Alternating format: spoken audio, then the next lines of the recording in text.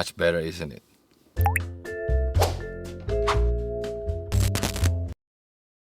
Hello everyone, how are you doing? I hope you had a fantastic weekend and you get home safely from wherever you are. If you're new here, welcome. My name is Omandru. I like to share things about photography, filmmaking, and music. Those are my three passions in life, my hobbies basically. The song you heard me play just now is the intro to The Scientist, a song by the band Coldplay. I think you all know the song very well. I like Coldplay because the music is really good. The singer Chris Martin's voice also is very good. The lyrics, and what I particularly like about the band is that their music videos, I think they're fantastic. Each of their videos, I think they have a different concept from the one before, so you'll never get bored. Well, visit their channel, give them some love. Today I want to talk to you about street photography, particularly black and white street photography using the Zeiss Sonnar emulation in Vivo X200 Pro. I'm recording using the back camera this time, and I'm using the Black Mist 1/8 filter, just to give me some halation effect. Let me know down in the comments below what you think of the image. And I can see myself using this application called Let's View, and it's right here. So this is my gaming phone, just for fun. It's a low budget one. It's called the Techno Pavo 6, I think. But I can install this Let's View, and now my problem is solved. I can see myself in the picture. Well, street photography is synonymous with Henri Cartier-Bresson. I think he's known as the father of street photography, and he coined this term decisive moment. Decisive moment basically is the moment when you decide to press the shutter button. For several reasons. Maybe the composition is already perfect and there's a moment that you need to capture, and all sorts of things. There are many famous and legendary street photographers like Vivian Mayer, Eric Kim. You can Google them. In my photography journey since 2010, I have tried I've tried several genres of photography, including model, wedding photography, still life, or products. But the one that I keep coming back is street photography. Let me explain why I like street photography. Because number one is freedom. I'm not confined to any space or any particular studio. I can just go out and take pictures. Basically, the world is your canvas. The world is your studio. Secondly, I don't have to deal with administrative work, like finding a model, dealing with makeup artists or marketing manager, and so on and so forth. I find it cumbersome and bordering dramatic sometimes. It takes away the fun in photography, for me at least. Okay, well, if you do that for work, of course that's your job, right? But again, like I said, photography is my hobby. I don't think I can ever make it into a full-time job. I'm not that good. There's so many creative people out there. It's scary. Number three, why I like street photography is because it's relaxing while at the same time challenging. For example, like the people or the object that you see on the streets, right? You can't really order them. Hey, okay, uncle, please put your hands like this, or please smile, please turn this way. There's no way, man. It's not good for your safety. Okay, they will throw shoes at you or whatever. So basically, you learn. I learned to be patient. I learned to predict movement. I learned to sort of I get to know the behavior of people, and I find it interesting. Some are funny, some are scary. Also there's all sorts of stuff in there. And number four is a very good training for the eyes and brain, because you're always on the lookout for things like geometry, like leading lines, squares or picture in picture, So all the techniques that you learn in photography class or books or YouTube, whatever, it's all come into one in street photography, just like that. Okay, I like it so much. And you look for textures, faces, expression, and interactions. Those are the kind of things that I really like. I really enjoy. I don't know why. I really enjoy it. Even like full-time photographers or professional photographers, in their free time, they go out and shoot. Because I think it's relaxing. So I can testify to that. So, and plus, it's free.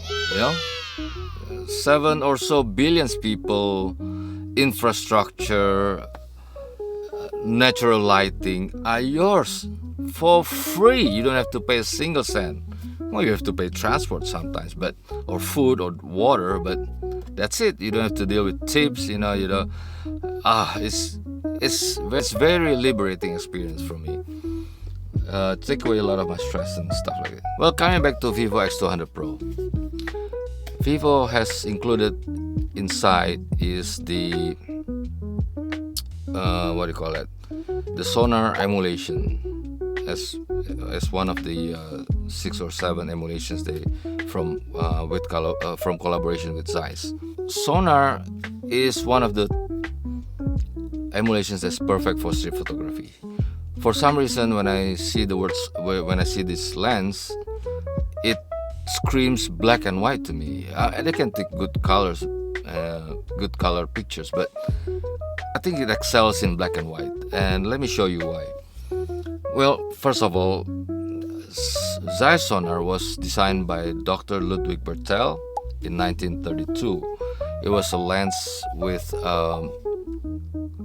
f1.5 aperture, I think. So it was considered the fastest lens at the time. Maybe until today, it's still one of the fastest, if not the fastest. Now you have f0.95 and so on. Plus, fast lenses don't really matter nowadays, because the digital sensors is getting way better than before, right? With high ISO, Sony's ISO can go up to hundreds of thousands. So with almost very little or non-existing grains or noise. But at that time, in 1930s, the Zeiss Sonnar was everybody liked it because it was small, compact, and it was very fast lens. And the most famous one, if I can remember correctly, is this Sonnar 50mm f1.5 with I think they have it in M mount. I think I did buy this lens during my Leica time, because I was waiting for my 50 Sumilux lens, and it was like pre-order back then, because Leica was moving to a new factory location, so it was not available anywhere. So, well, while waiting, I just grabbed this lens and I just had fun with it. And now you have it in Vivo X200 Pro, plus with other focal lengths too. So, can you imagine? Then I also, one thing that I noticed as I've been using this Vivo X200 Pro for like almost a month, that I really appreciate Vivo for using terminology that photographers understand, like me. I understand focal length 24, 35, 28, 35, 50, 85, 135. Like in most other smartphones, they give you only the option of, zoom. It's 0.6x, 1x, 1.5. I have no idea what those zoom ins. Looking back, I think that is probably why I'm not really into other smartphones cameras, because, or as much as I don't really enjoy them as much as I enjoy Vivo X200 Pro, because the language or the terms or the what do you call it, the labels they use they're very photographers minded, so. And I love it because I can quickly, if I want to capture if I want to establish a scene, I just put on a 28 or 24. If I want to just normal lens, maybe I use 35 or 50. Or if I want to zoom in and I want to focus on a particular aspect of the scene that's in front of me, I just use the 85 or 135. So it's very quick in my mind. I don't have to think of it. What is 1.8? I could sort of roughly guess, but this is very fast way to operate the camera, in my opinion. So I really appreciate Vivo for doing that. Last night I found this video pop up on my page. So this guy actually I leave the link in the description. This guy actually visited the Zeiss factory, and I think a friend of mine commented like, "Hey, Vivo and Zeiss didn't really collaborate. It's just gimmick, No, it's not gimmick. This guy actually visited the Zeiss factory, and from this video I learned that every time Vivo is coming up with a new